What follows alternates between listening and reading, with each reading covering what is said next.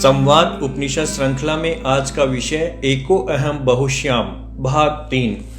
शिक्षा में नारी की भूमिका का समावेश ही नहीं है, अतः संपूर्ण समाज और विश्व का प्रत्येक देश स्त्रैण भावों से वंचित होता ही जा रहा है। स्त्री भी पुरुष भाव का ही पोषण कर रही है। आक्रामकता का बढ़ते जाना तथा संवेदनाओं में कमी ही अशांति का मूल कारण है। एजुकेशन ही इसकी जननी है। यह शिक्षा किसी को नहीं बताती कि अच्छी स्त्री किसको कहेंगे। गृहस्थी चलाने के लिए केवल शरीर ही काफी नहीं होता।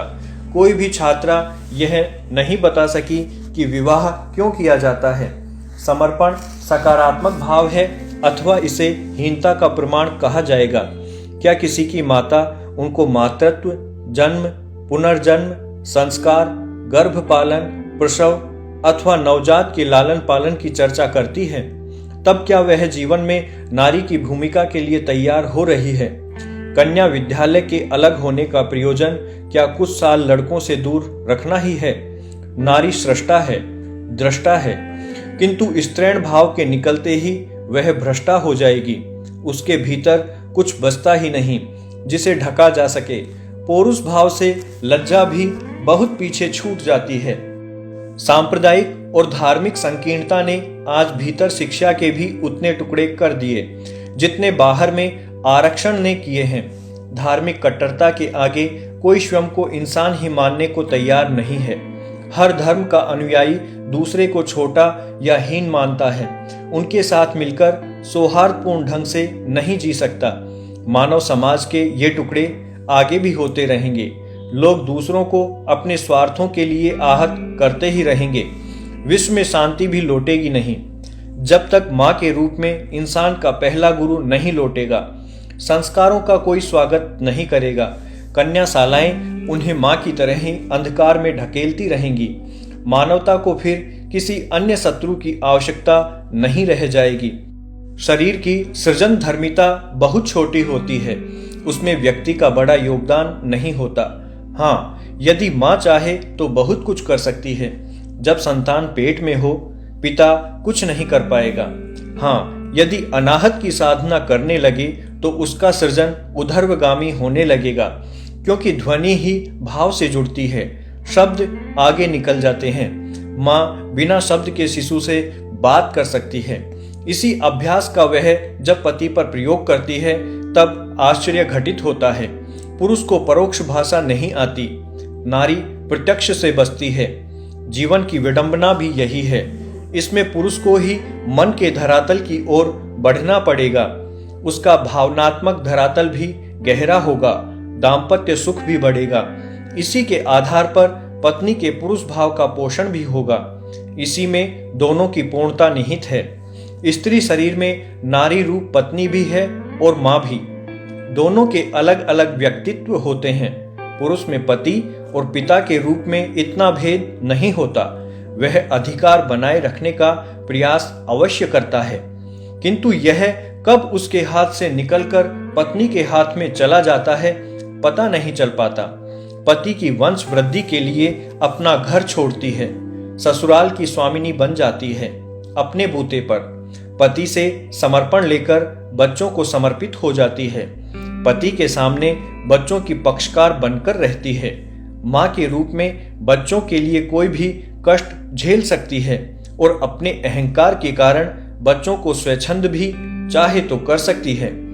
पति के साथ इसका रिश्ता पूर्णतः अपेक्षाओं पर आधारित होता है, जबकि बच्चों के साथ पूर्णतया अपेक्षा विहीन। अगली पीढ़ी के लिए वह संस्कृति की वाहक है। बच्चे अच्छे नहीं होते तो पहली गलती माँ की होती है। उसको पहला गुरु माना गया है। आज शिक्षा ने माँ छीनकर औरत को शरीर तक सीमित कर दिया।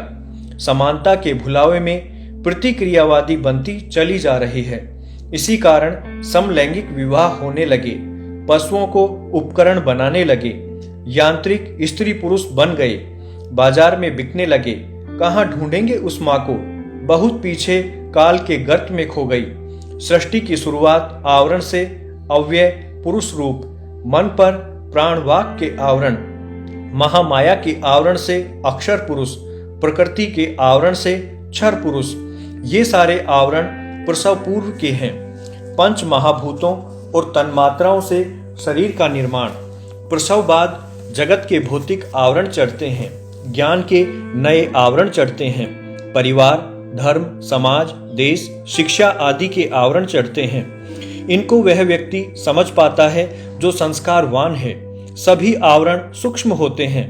माँ ही गुरु बनकर पेट में ही इन आवरणों से परिचय कराती है, जीव का रूपांतरण करती है। यही व्यक्तित्व जीवन का आधार होता है। बचपन की गतिविधियों में समानता का भाव भी लड़के लड़की के पालन पोषण में अधिक बढ़ गया है। अतः आकर्षण घटता हुआ मात्र शरीर पर ठहरने लगा है। माँ का मूल कार्य इस पौरुष भाव को ही स्त्रैण बनाना है। इसके बिना पुरुष के मन में ब्रह्म आकर्षण कैसे पैदा होगा? मन के सारे आवरण उतरने के बाद यह स्थिति भक्ति अंग रूप में प्रकट होती है। बहुत लंबी यात्रा है यह, पूरी 25 वर्ष की। इन 25 वर्षों की यात्रा में पत्नी रूप माँ शक्ति क्या करती है, कैसे आवरणों का भेद समझाती है, यह महत्वपूर्ण है। इसके लिए उसको प्रशिक्षण नहीं लेना पड़ता। अधिकांश पाश्विक आवरण तो वह पेट में ही हटा देती है। उसके अलावा कोई नहीं जानता कि जीव कहाँ से चलकर आया है, उसके भविष्य की आवश्यकताएं क्या हैं। संपूर्ण 6 माह का संसर्ग शिशु गर्भस्थ के लिए रूपांतरण का काल होता है। जीव स्वयं भी अपने बारे में सब कुछ जानता है। अपने भावी लक्ष्य के अनुरूप ही माँ बाप का चयन करता है।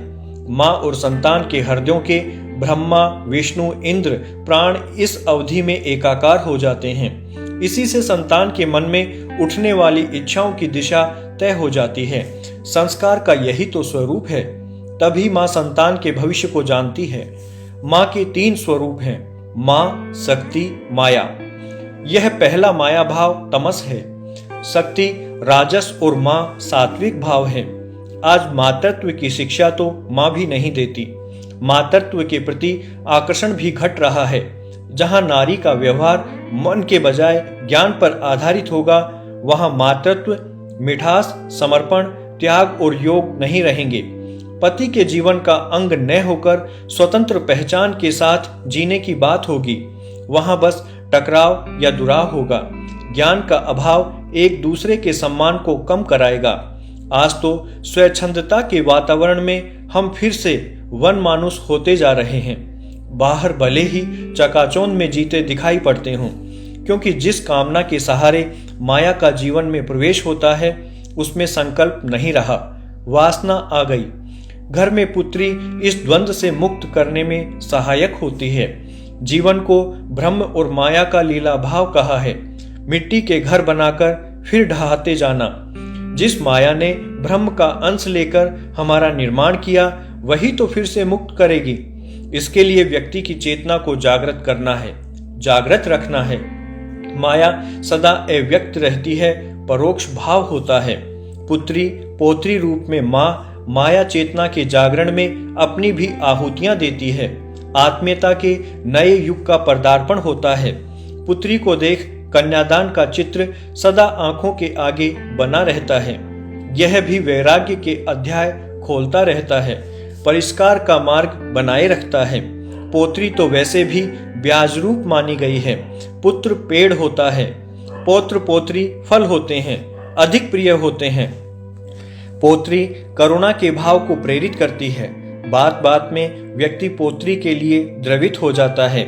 माँ के रूप का यह पड़ाव लगभग सभी के अहंकार को घुटने टिका देता है।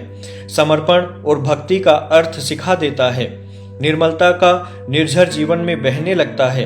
तमस बाहर को दौड़ता है। सत्व का साम्राज्य फैलता जाता है।